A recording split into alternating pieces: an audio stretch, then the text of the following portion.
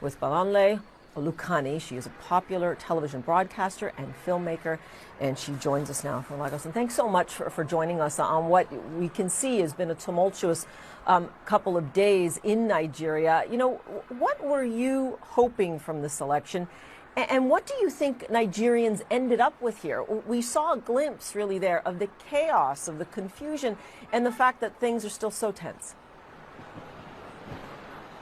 Yeah, so I think when it comes to what were we hoping, INEC, the body that is conducting the elections, passed an electoral act in 2022.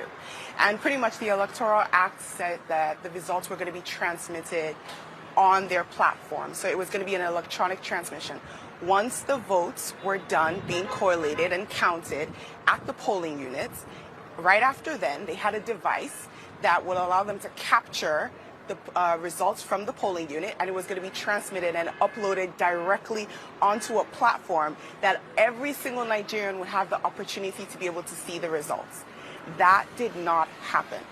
You saw situations where INEC officials, the people who were conducting the elections at the polling units, refused to upload the results. You saw situations where they said that they didn't have the ability to, that the device was slow.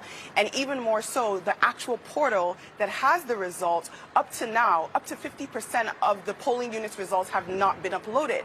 So the question I think all of us are asking is, at the coalition center that's happening right now in the counting in Abuja, what are you guys counting? Like, what results are you showing us? Number two, a lot of the results that are being uploaded onto the database do not compare with the results that people took pictures of on their phone.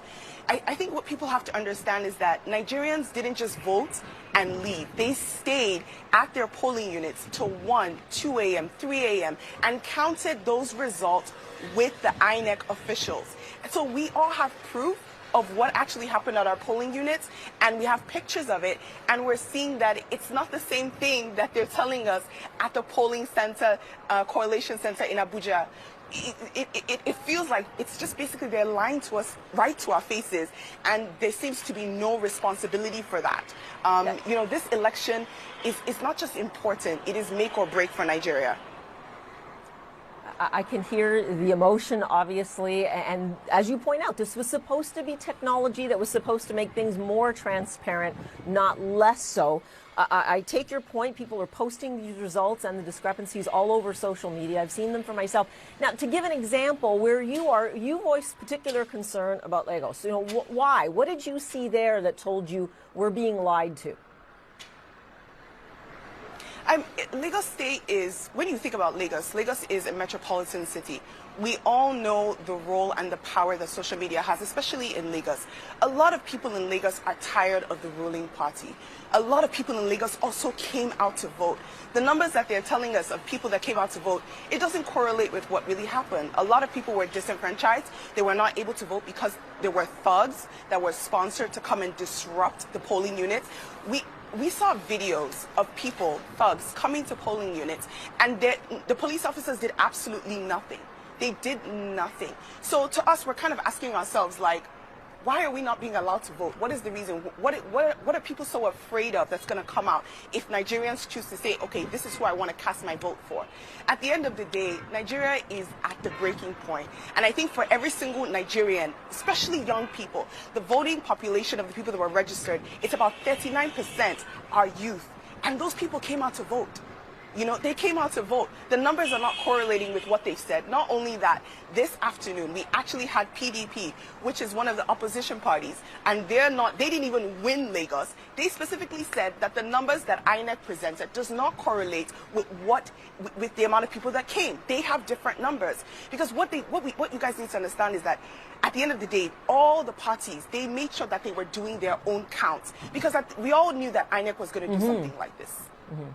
It's interesting, though, because they're observers and they serve a purpose, and people are seeing these discrepancies. And we have heard specifically from Nigeria's youth, with all the passion and all the frustration that you're expressing to us now.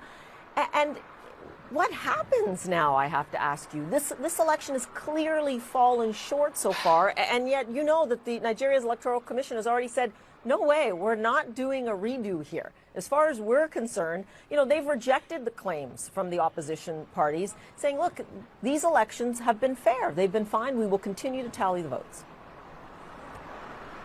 Well, it looks like what's going to happen is they're probably going to continue counting, and it looks like it's going to have to go to court, which is really unfortunate, because technically what's supposed to happen in specific situations, and this is what their electoral law states, in situations where there's a cancellation, if the amount of votes that were canceled there could possibly affect the final results, there's supposed to be a rerun. A lot of the polling units, the amount of votes that were canceled is going to affect the final results. So what is really interesting is to see how we're supposed to be in a democracy. They're the ones that passed they're the ones that drafted the Electoral Act, but yet they seem to not be adhering to it.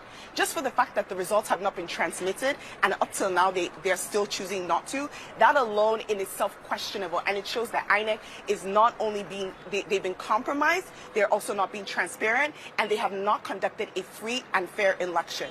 And if that's not happened, then technically we're supposed to have another election. You know, I know you're going to give me blowback on this, but some people would say, look, Nigeria is in its adolescence in terms of a democracy. This is a very large country. You know, obviously, when you look at the number of registered voters, this is a large task. They are still counting. The results are in no way, shape, or form official right now. Well, what do you say to that? To say, like, look, patience, just give us some time here.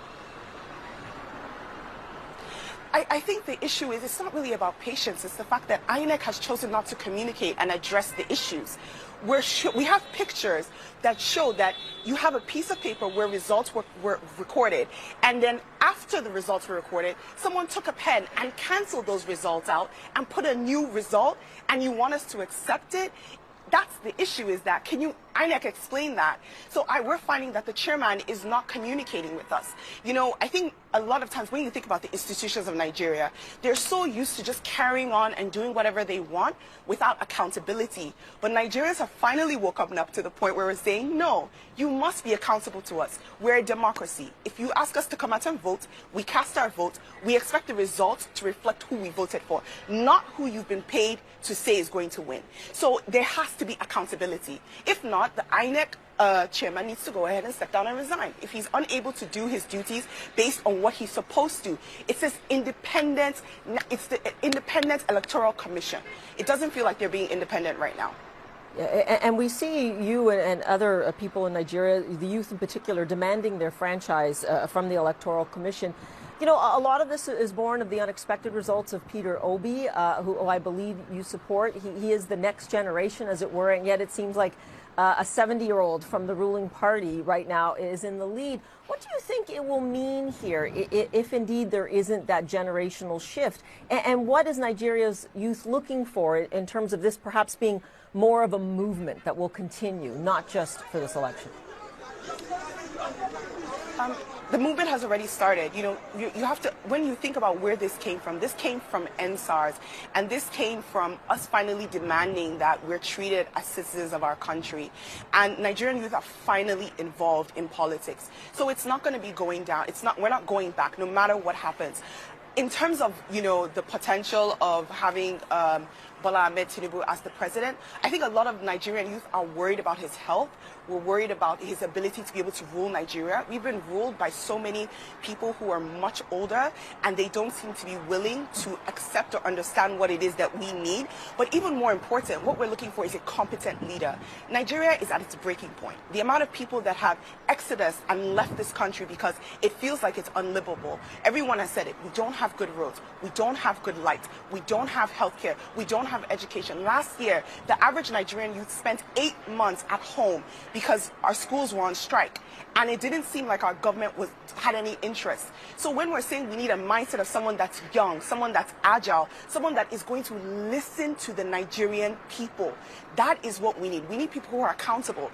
And a lot of times when you look at the past leaders or the people that are running, they don't seem accountable, which is why a lot of Nigerian youth, we have chosen and we're saying, you know what, this Peter Obi looks like someone that's listening to us. And we want to make sure that we are heard. The point is for us, whatever was voted on Saturday, we want those results. We don't want the results that they're doctoring. That is the most important thing. If we know that these results are free and fair, whoever wins, wins. But right now, what they're giving us is not what we voted on Saturday. Okay, and we will leave it there for now, but certainly we hear your passion, and you've given us great insight into what's going on now as we see the fallout from this election. Thanks so much. Appreciate it.